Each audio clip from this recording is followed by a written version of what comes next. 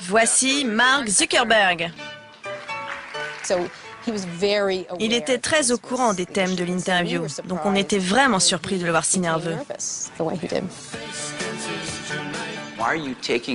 Pourquoi faites-vous en sorte que je dois vérifier l'intégralité des infos qui me concernent?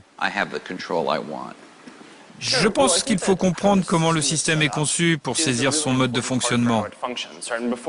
Je parlais avant de ce que font les utilisateurs sur le site. Ils partagent leurs informations avec leur entourage. Mark ne répond pas du tout à la question. Mais en face de lui, le journaliste insiste. Mais vous n'avez pas répondu à ma question. Vous semblez avoir décidé de rendre publiques mes informations personnelles sur Facebook. Vous l'avez fait tout seul, sans prévenir? Nous lui avons posé des questions l'un après l'autre et il a refusé de répondre. Alors nous lui disions, répondez! Ce n'est pas ça notre question. Et à force de ne pas répondre aux questions des deux journalistes, l'interview devient de plus en plus musclée. Ces emails que vous avez écrits à la fac, ils vous suivent, que ça vous plaise ou pas. Kara évoque un email envoyé par Mark 5 ans plus tôt. Un email où il écrivait que les utilisateurs de Facebook étaient bien naïfs de lui faire confiance. Mark est déstabilisé, il commence à transpirer. Comment expliquez-vous le scandale que ça a provoqué? Ça vous touche? Oui. J'ai fait plein de bêtises quand j'étais à la fac. Je ne me cherche pas d'excuses. Et je suis vraiment désolé d'avoir fait ça. Certaines accusations sont vraies, d'autres non. Pouvez-vous nous dire quelles accusations sont vraies? Je ne sais pas trop, c'est loin. Mark perd tous ses moyens, il ne maîtrise plus ses réponses et transpire un peu plus. Et il se met à transpirer, mais vraiment transpirer. À quel point transpirait-il? Oh, entre nous, on appelait ça la fête de la transpiration. On ne pouvait pas voir ça du public, mais c'était vraiment énorme. Ça coulait à grosses gouttes le long de son nez. J'avais peur qu'il fasse un malaise, et il était tout pâle, il avait l'air malade. Pour moi, c'était une crise d'angoisse. Il nous a dit qu'il ne se sentait pas bien, mais en tout cas, c'était très mauvais pour lui.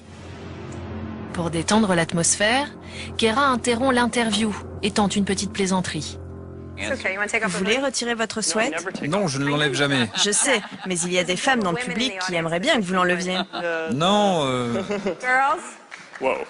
En s'épongeant le front, Mark prend conscience de la situation. Il cherche une issue, mais les questions repartent de plus belle.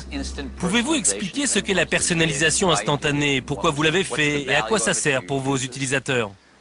peut-être que je dois l'enlever. Enlevez-le. Pour gagner du temps, Mark décide d'enlever son sweatshirt, mais il va comprendre qu'il n'aurait jamais dû. C'est un sweat officiel. On imprime notre mission à l'intérieur. Oh mon Dieu! L'intérieur du sweat. Mais qu'est-ce que c'est? Rendre le monde plus ouvert et connecté. Oh mon Dieu, c'est un culte secret. Regardez ça. Rendre le monde plus ouvert et connecté, avec un symbole au milieu qui doit être réservé aux initiés, je pense. Un logo mystérieux qui vante les valeurs de Facebook. Kara gère la situation sur le ton de l'humour, mais cela ne suffit pas à détendre l'atmosphère. Mark Zuckerberg le sait, l'interview est une catastrophe, il ne pouvait rêver pire publicité. Ce jour-là, il prend conscience de ses difficultés à communiquer. Il comprend aussi que pour assumer parfaitement son statut de PDG de Facebook, il doit vaincre son anxiété maladive. Mark découvre l'importance de l'image et son douloureux apprentissage ne fait que commencer.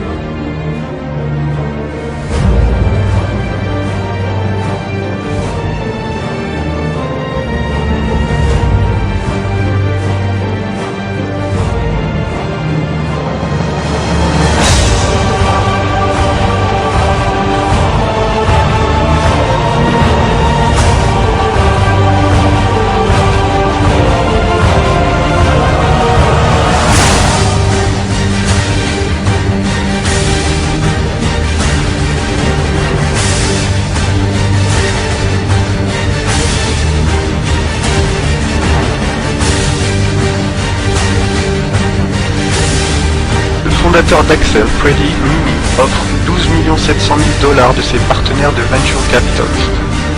Le manager d'Axel, James Breyer, PDG du National Venture Capitalist, NVCA, est créé par Gilman Louis, PDG de InQtel, une entreprise capitaliste créée par la CIA en 1980.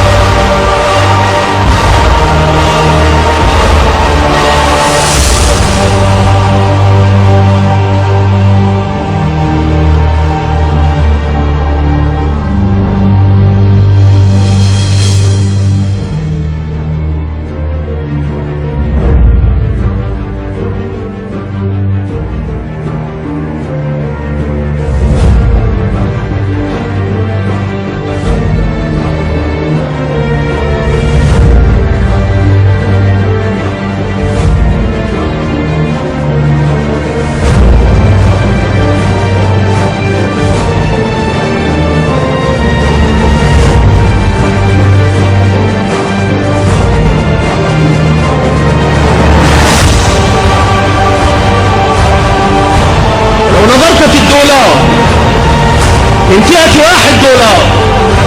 لرأيت رمز الماسونية خلفك. لو نظرت لرأيت، فهل نظرت؟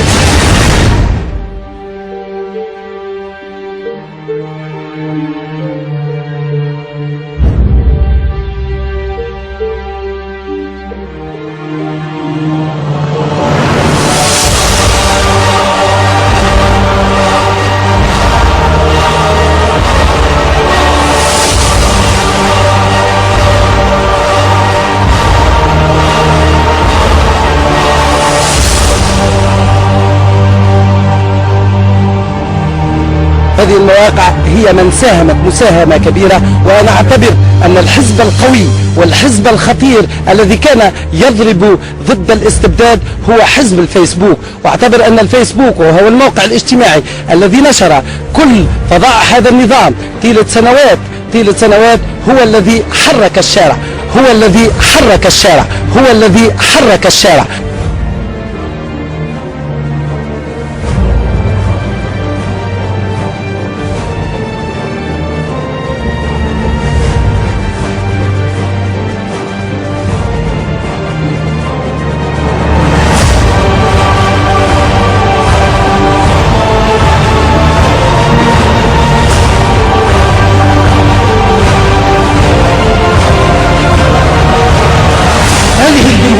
الديمقراطية العالمية هي في حقيقتها دولة إسرائيل الكبرى، يريدون أن يحكموا العالم وأن يتحكموا في الشعوب كافة، في مقدراتها وفي مصائرها، وتكوين الحكومة اللادينية الديمقراطية المدنية العالمية، حرية، إخوان، مساواة، إنسانية. هذه شعارات الماسونية يهتف بها اليوم في جميع أقطار المسلمين، وتخرج الجماعة